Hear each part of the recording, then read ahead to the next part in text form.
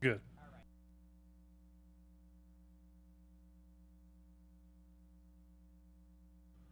Tom Brady continues his assault on the league. Gronk sets a franchise record, and Jamie Collins is traded. All that and more on this week's edition of Patriots Wrap 360. You're tuning into the destination for TV superfan discussion, AFTERBUZZ TV. And now, let the buzz begin. Oh, Jamie's crying. Chicka bow bow. Because he's going to Cleveland. Pretty good. I like came in with like a little Huey Lewis in the news there at the end. That's pretty good. That was pretty good. We started Van Halen. I like and then we're going Huey Lewis in the news. Are we good to go? All right. Sounds good. We're going to roll with it. Let's do it. What's up, Pats Nation?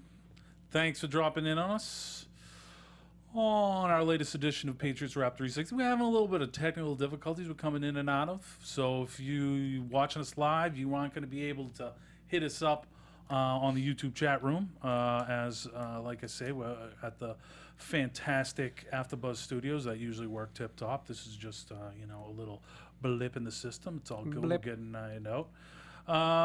Denny, why don't you tell the folks where you're from? Well, or who you are, Tell where them you're where you're from, from. and how they get in contact. sure thing, Michael. All Yeah, right. much like yourself, I'm from West Roxbury, Yay, Massachusetts. God's country. Now living in Los Angeles. You can find me on Twitter at Deehaas, Deehaas. And how about yourself, Mike? Are you out there on the interwebs yet? or- Not quite yet. I see you have a laptop I over have there. Is that- electronic mail and a that have laptop. Wi-Fi So, access? it's like, the Conleys with technology not so good. I don't think we got a VCR until the advent of the DVR. Fair enough, fair enough. The DVD. DVD, It was DVD. like, the prices on the VCRs are so good. It's My dad brought two, unbelievable. Now that this thing's irrelevant, turns out it's pretty cheap. So good. If you do want to hit us up, normally you can hit us up on the YouTube page and hit us up in the chat room and kind of join our rudderless discussion on all things Patriots as we have every midweek here. But hit up Deehaas on his Twitter. On the Deehaas, if you do want to stir this in a different direction. Maybe you want to clue us in on why the Pats traded Jamie Collins. We're a little bit puzzled by it, but I have some ideas, and I'm going to share them with you. But that is the kind of the news of the week, Absolutely. despite the Pats getting a big win in Buffalo, which we'll kind of go over in just a second. But talk to me. Jamie Collins, Goose. rated like a top 10 linebacker in the league by Pro Football Focus.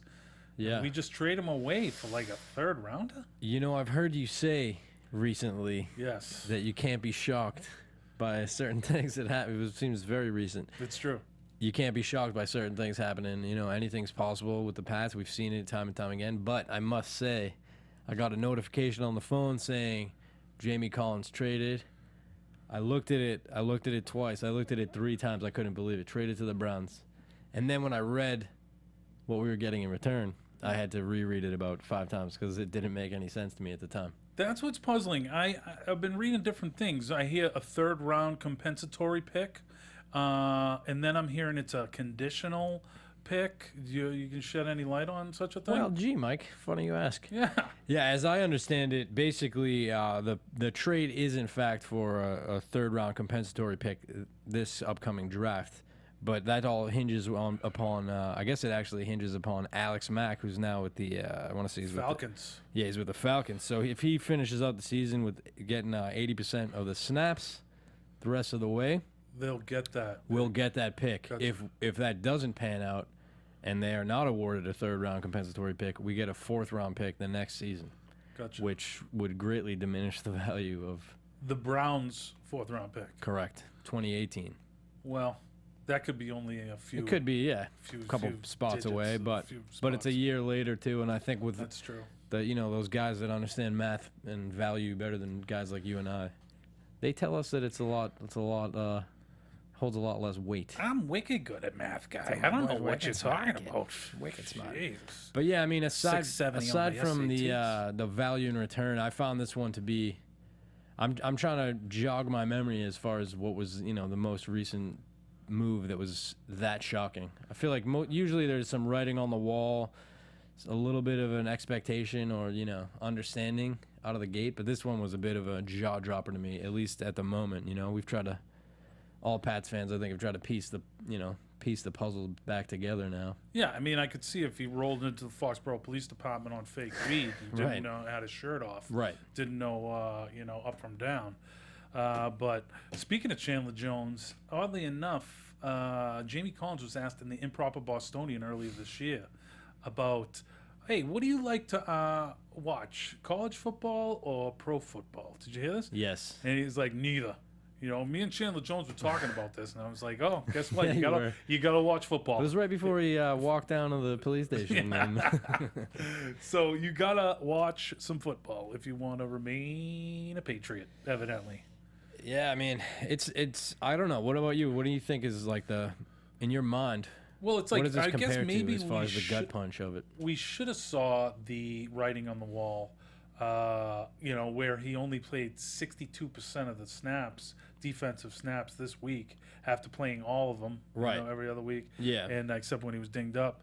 But, not playing against running downs and stuff like that. But I think the thing that I think is flabbergasting me and most Patriots is that if we hang on to the guy and he plays out the season and then he signs with somebody else, as what I was saying all along, because we have so many free agents at the end of the year, Right. and he doesn't strike me as a guy that gives hometown discounts, Right. we would have got a third-round compensatory pick. Right. So This is what's bewildering. Well, what does that tell you? It tells you essentially that Belichick, for whatever the reason is, which we're all like I said, we're all trying to put Humpty Dumpty back together here, but Right. it basically tells you straight up that they think they're better off. I mean, use his words. They think the team is better off with him not around. So That's it. it's tough to piece that together. At least on the field, the guy has a certain skill set it's rare, Yes. Um, That's But what's clearly, I at first glance, me being member number one of the Elandon Roberts fan club, I believe you're number two. card carrying member either way, but Either way. either way, guy. Obviously he's playing stout against the run, and that you started to see, okay, this kid's emerging. I think that's certainly, whether or not they're gonna bet the house on the emergence of Roberts, I do think that obviously has played a role in to their confidence moving forward. Yeah. And I think a lot of this has to do with like contract demands. I mean, Adam Schefter came out early in the week saying that he was looking for Von Miller money, yeah. which is like 19 per. Or Yeah, something like this. I can't even compute. He's a pass rusher. Dudes get pass. I mean, Right. he rushes a little bit. Turns out we have zero of those on our squad. But it's like, whoa. Except maybe Trey Flowers. Big ups, Trey. Ooh, Jabal Sheard. But and then allegedly Schefter was also reporting that the Pats had counted with $11 million a year. Right. And that's probably more in line. You got a guy like Luke Kuechly, who's kind of an inside backer, and he's making about 12. Kind of the best. Yeah. So he's the guy you want to, maybe go after if you're that, Right. and you're not in that passing rush. Luke Kuechly, Jamie Collins is not. Right. For my $11 million. Right. And that's the thing. I mean, Bill's, a little tight on the yen, obviously, Right. and it's done well for us. But here's the thing that I'm thinking is, if that was the case, which I was originally thinking, all right, we don't have a chance of signing this guy, you Right. know, and we drafted the guy. The only thing he knows is Patriots, Right. So maybe he just thinks like, oh, I'll just go to another team and it'll be this good, and they'll give me money and all this stuff. Right. So it's almost like Bill is like, oh, really? Calling Okay, his bluff. that's what you think. All right, I'm gonna ship you to the Browns. I mean- Okay, and they can, not only so you won't necessarily be a free agent this year, because they won't let you be a free agent, Right. because they'll slap you with the franchise tag. Right. So go suck it for 18 games in Cleveland, and then see what maybe we'll offer you $8 million a year after that if you Yeah. want to come back. So maybe it's a situation where if you love something, You must let it go. set it free, It's just from and if it's meant to be, it will come back to you. there it is, completing the L- cycle. like Patrick Chung. He did come back, and he's played better the second go around. That said, I don't know. It's still befuddling. as to why, like, even if it's strictly a contractual thing, you could certainly make the case that if this guy's playing for a big contract, wouldn't you want a guy with his skill set on your roster throughout, potentially a Super Bowl run in the twilight years of Tom Brady's career? Right. So I think those aspects make it harder to wrap your head around, even if it's strictly, especially based on what they got or what they didn't get in return. Right. I don't think anyone would say that was a fair market value for Jamie Collins, or at least someone of his talents. Well, I think that like people are kind of wising up. The Pats obviously wise up to things a little smarter than the rest, a little quicker than the rest of the league. But Right. people are realizing that, you have to make up your team mostly of guys still in their rookie deal that have been in the league for like 4 years, 3 Right. or 4 years, in order to like pay your studs, Right. in order to kind of stay under the cap and all that stuff. So, and maybe they also realize that, at least they do on the Pats, is, that's a position where you can find value. Yeah. Especially Bill, who's just been a defense's guru since he was, a wee lad. A wee lad. He was watching film down at the Naval Academy in the back room. I guess to me, it begs the question, at least even just to play devil's advocate, are the Patriots a better defense without Jamie Collins on the roster? I don't see how they are.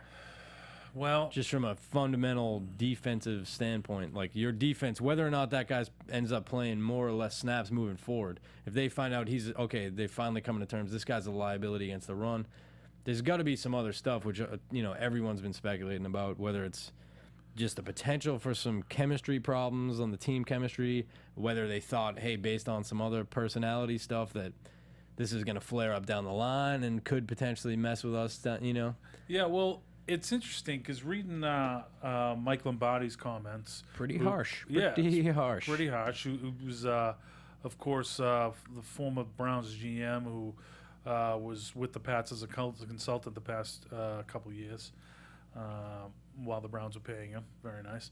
And he was saying that Collins hasn't been playing well, and when you look at the film, you do that. And and he was talking about his motivation and like, is he really there? Is he putting forth the Right. effort in every play? And I remember when the Pats drafted Collins, that was kind of the knock on him. Right. That this guy was a physically gifted guy who had first round talent, but maybe slipped to the second Right. because of effort questions, and really if his heart was in it. Right. If a guy doesn't like to watch football, maybe he doesn't like football. Yeah, I mean, he's one of those guys with top end talent, and then of course, I hate the the Nomar effect that happens in Boston, that where a guy leaves town and now it's time to bash him. I mean, it was literally maybe 2 weeks ago where we were talking about how this guy looked just like a man child out there running around making every play in the Houston game, That's true. and now here we are trying to deduce how the hell the team is better off without him. Yeah. Well, I mean, there's a lot. I mean, our viewers and listeners might be shocked about this, but we're not in that locker Right. room. Right. We don't know what's happening. And this could also be like, the defense has been okay this year. Right. They've been kind of up and down. So maybe this is kind of the swift bye week kick in the ass that old Big Bill decided they needed. Like, Absolutely. this guy made the Pro Bowl last year. We're shipping him out to Cleveland. Right. So it's like, if he can go, I can go too. Yeah. Yeah, it feels so- like a bit of that, like the perfect storm, the timing of it, whether or not there was an isolated incident or two in the Buffalo game. I mean, he did get run over. He got Bosworthed in that game.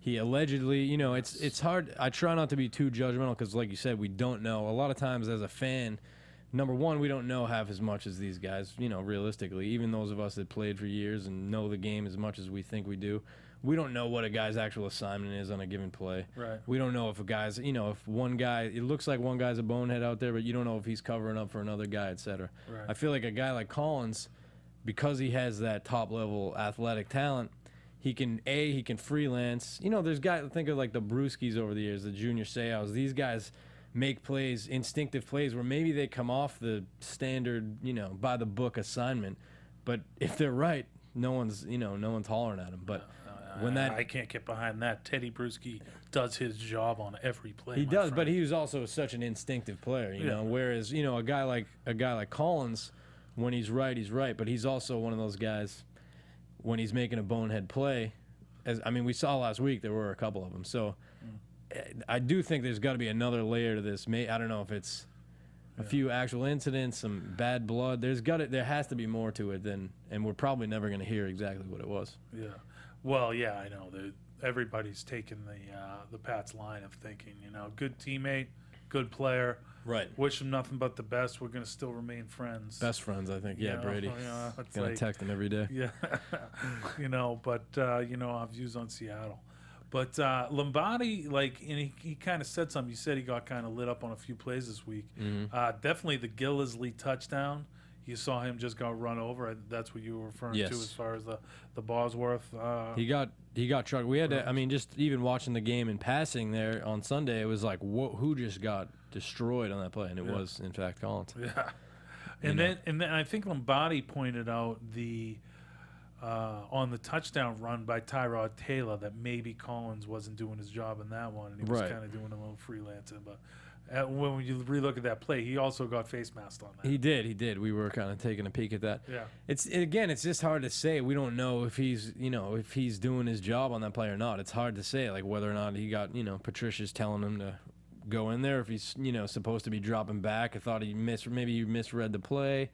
It's hard to say. We don't really know what the dude's assignment is on a given play, but I do feel like, what we've seen him as a fan, because he has that athletic upside, and realistically where I think it hurts the team the most is going to be against the pass. This dude is really, as the game has evolved, and Bill Belichick's been kind of behind a lot of it with the double tight end movement, and you have these rare breeds of guys. Obviously we have two of them, but it's few and far between the linebackers who can match up with those guys, and we see every week the problems that those dudes present against linebackers. There's very few linebackers who can line up against and run alongside some of these new age tight ends.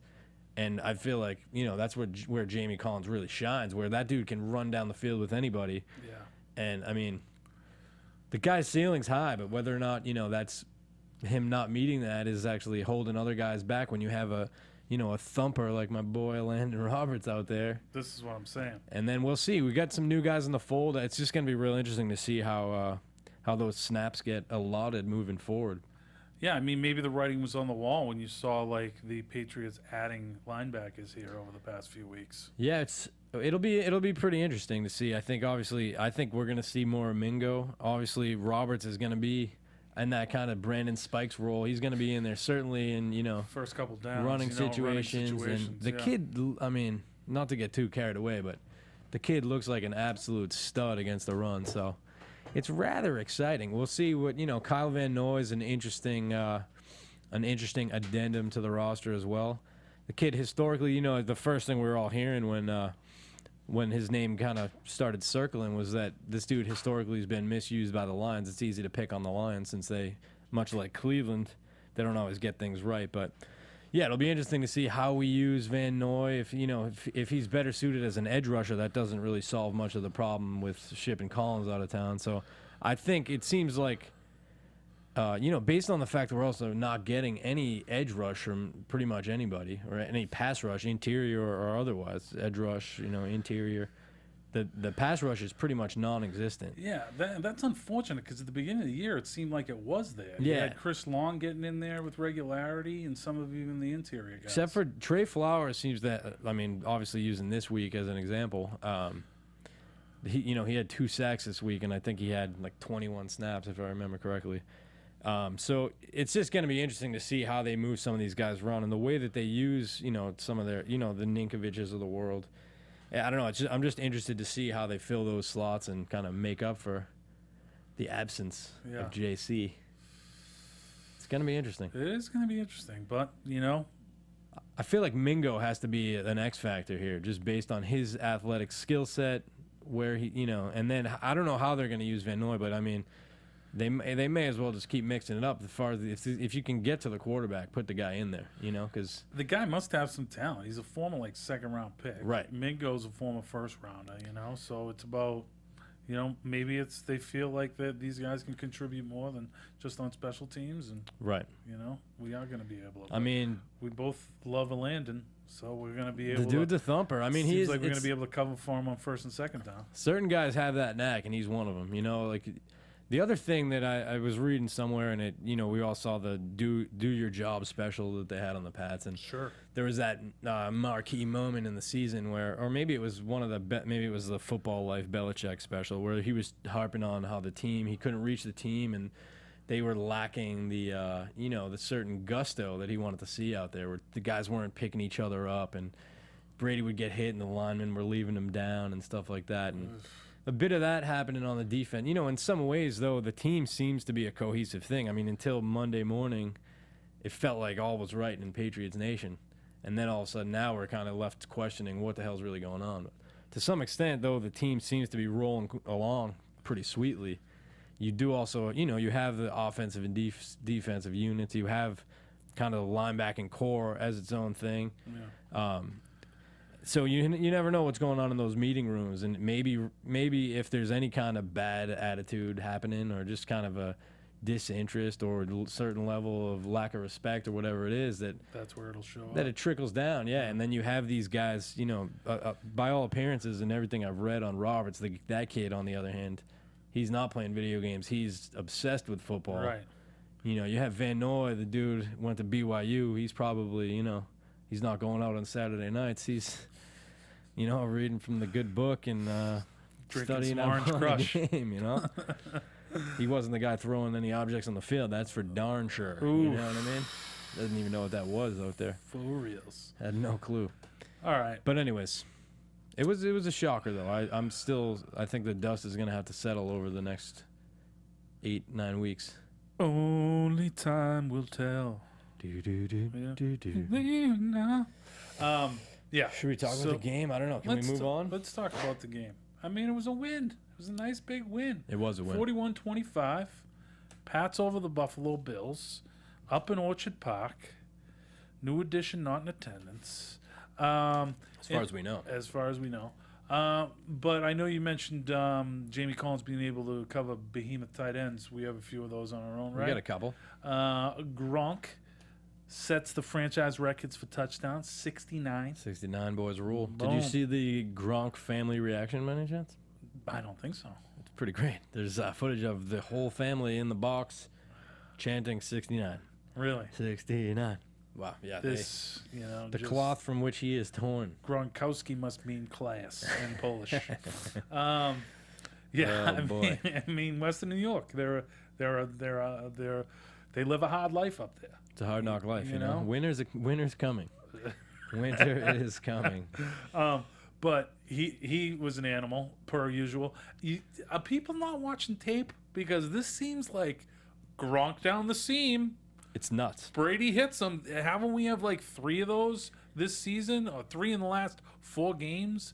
For like 40 yards. Right. This one goes for 53 and a TD. I think he's just that much of a matchup problem. Yeah. There's nobody that big and that fast. If you're going to send a safety, like a safety or a linebacker's not going to be fast enough. Safety is typically not going to be big enough.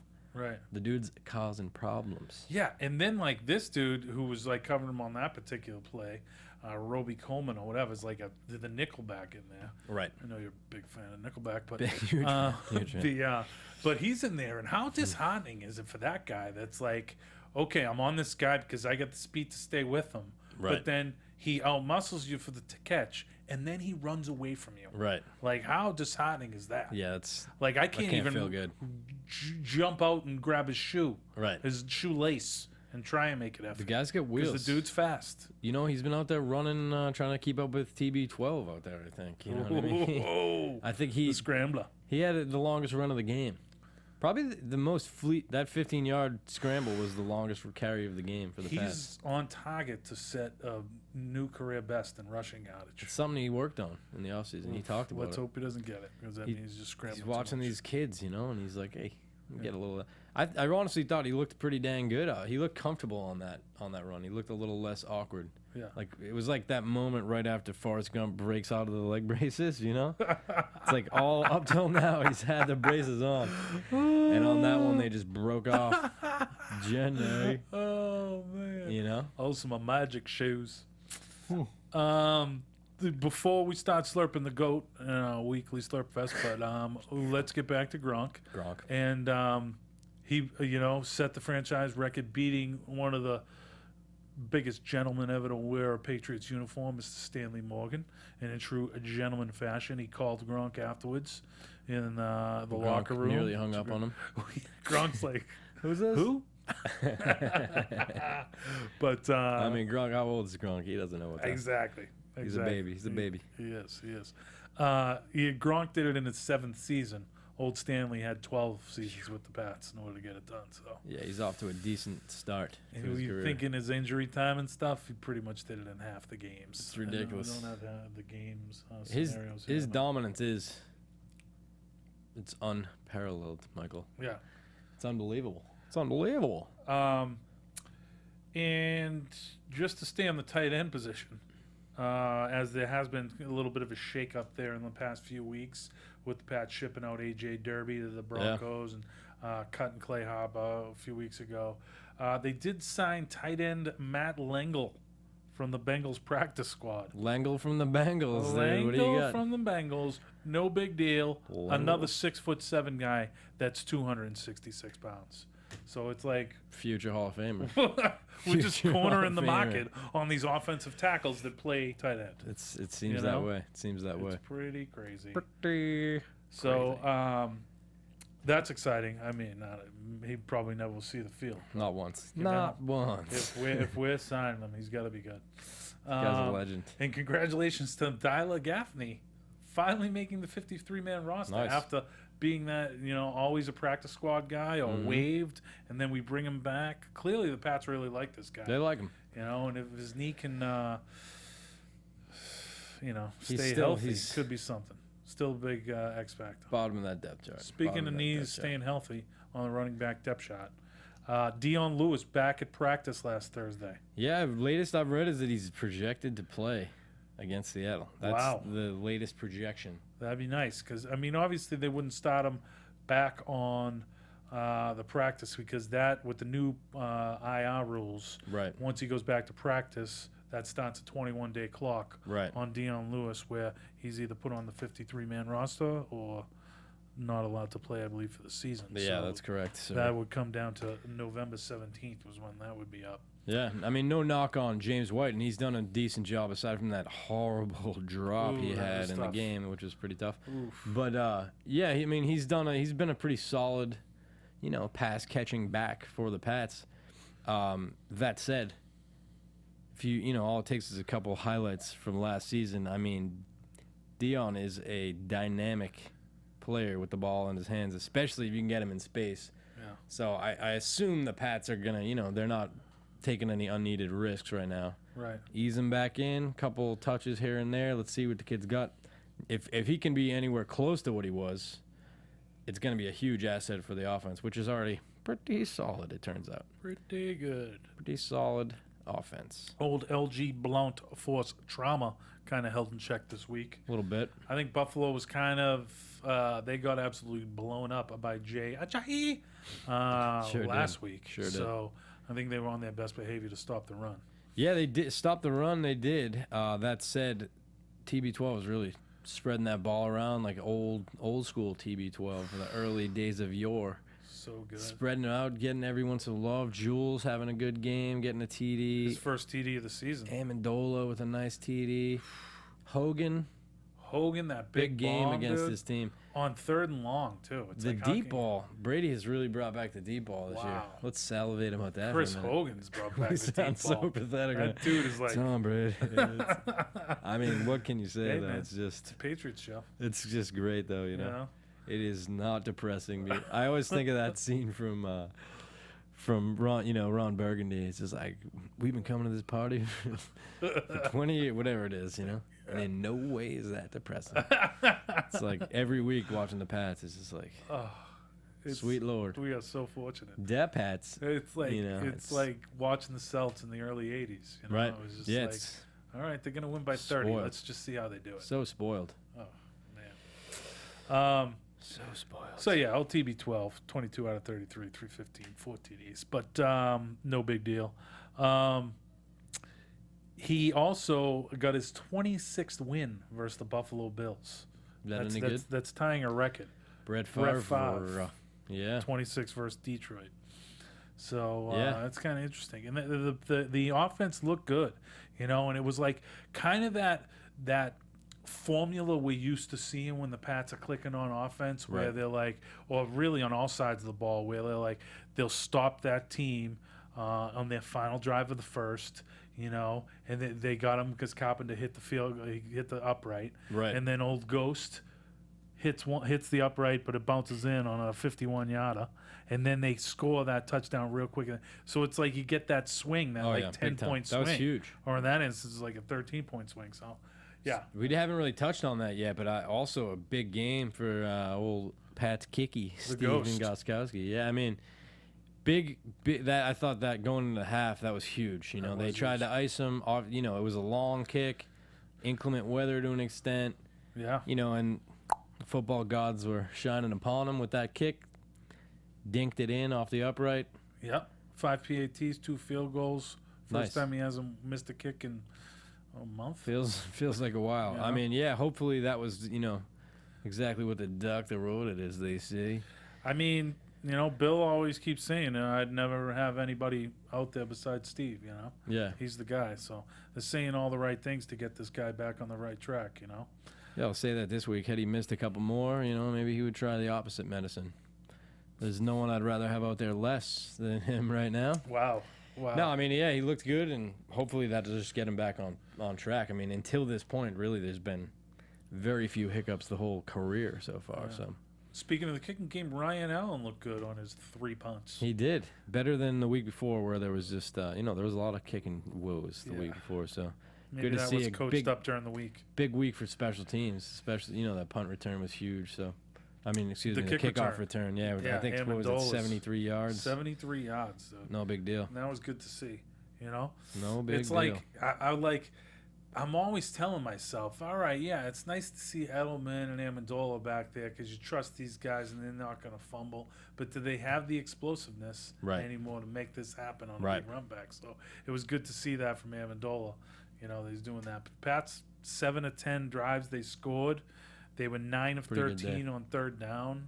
I mean, That's good stuff. it was definitely a good day for the offense. How do you think the defense played? I mean, there was some 3 and outs of the Bills early on and allowed the Pats to get out to a little bit of a lead, but some of that seemed to be like drop passes by the Bills receivers, because of the slick conditions. Yeah, it wasn't their day, and I think I don't know. Again, in the realm of speculation, whether or not whether or not it played a role and to what extent it did, if so, in the Collins situation. We mentioned he got trucked, and we didn't bring up the fact that at the beginning of the game there was the too many men on the field, followed by another Yes. one or 10 guys on whatever it was, back to back. So I don't know what was going on there. I've heard some speculation, but that was very uncharacteristic, put it that way. So I mean, yeah, that was tough. And, that's why, in Mike Lombardi's comments saying how the defense wasn't playing that well this year, there could be something to that. When you Right. shine the light on that stuff, because that's certainly not Patriot football. Right. I mean, we're halfway through the season, and we're getting 12 men on the field penalties, Right. and then the very next play, gonna have it again unless they burned a timeout to save it. Right. Yeah, yeah, because it's they went tough. from 12 and then they ran 2 guys off and it was 10. And then Belichick burned a timeout. It's like, Yeah, it's brutal. Wow. It's brutal. I mean, at the end of the day, the Pats win these games during the season, but if you have to think if this is a postseason game or you're just playing a superior team, this is the stuff you can't just assume you're going to get away with. absolutely. Like that, the Taylor touchdown where there was just a mile from the run through up the middle of the field. Like somebody's got to be staying home. A guy that mobile, you have to think there's a spy somewhere. Somebody's got to be sitting home waiting to And the Pats clean his clock. going to guy. have to get that kind of squared away because they got some mobile quarterbacks on the horizon here in the second half. And Russell Wilson and Colin Kaepernick. Although Russell, this season, He's I think got that bum knee. turns out he's staying not in as the mobile pocket. as our boy Tom Brady. Well, he's a little dinged up, a little injured. I thought. Not as TB12's got more. Let me look this up. Research department. Oh boy, I think Brady research team. has got him in the yardage on the ground department this season, which is hard to believe. All right, make that thing. But this just kind of goes back to what we were talking about last week, where it's like not a bad thing to. I'm just filling. You doing the No, research? yeah, do your thing. It sounds cool. About the Pats. Like, okay, we don't want them to have their perfect game in November or October, Right. or even December. But if they can still throw up W's and still have a bunch of learning opportunities out there, Right. because obviously the greatest coach of all time is going to know those learning opportunities and Right. know exactly how to coach them up in order to not have those occur in the future. Right. So, you know, Yeah, I mean, it's interesting. It's interesting. It is interesting. I mean, at the end of the day, a W is a W, right? Until the games really matter. So Yeah, I mean, you gotta like it. I mean, we had the GOAT on the shelf for the first 4 games and was 7-1 here at the halfway point of the season. Got the bye in a good time. You know, I would actually maybe, you know, where the Pats play a hopefully knock wood 21-week season, 20-week season. You know, that the bye would maybe happen, you know, a couple weeks from now. But Right. we'll have to take it here because I think last year didn't we have a like ridiculously early bye? Didn't we have like a bye in the first week of buys? yeah, it was pretty Or early. 2 years ago. Yeah, I It feel was like in, we like week 4 or something. historically, I feel like we've been okay. You know, like I feel like I don't know how exactly that gets dialed in when they make the schedule, but I feel like we've had okay luck with that. Okay. As far as the things that do fall in our favor. Are you gonna tell me that Tom Brady? has more 2016, Tom Brady, he's got 10 rushing attempts, 44 yards. rushing? Wow, Russell Wilson has that's a 4.4. Yeah, it's Pretty solid. That is solid. he's got 25 attempts for 44 yards. So Oh, wow. yeah, Same yardage. pretty Better YPC. advantage. Tom Brady. Advantage GOAT. Once again, the one thing I mean- Russell Wilson thought he had an edge in, turns out you See you don't. later. Russ. See you later. You know, his wife is pretty hot though. Yet, But maybe not an Brady's- advantage there either. I don't know. Exactly. Oh, exactly. Ciara is pretty. She's a beautiful gal, no Yes, question she about is. that. He's just copying Tom. He That's is. what he's I mean, doing. it seems like a pretty cool move. If there's one to emulate, it would be It's a him. cool move. So we got to skedaddle out of here in a little bit, a couple minutes here. What? Anything else you want to get off your chest here? Big ups to our boy Amar Singh, who reached out after last week's episode, by the way. Yes. Hit us up. We were a little unsure about the kickoff rule, the touchbacks, if Right. you recall.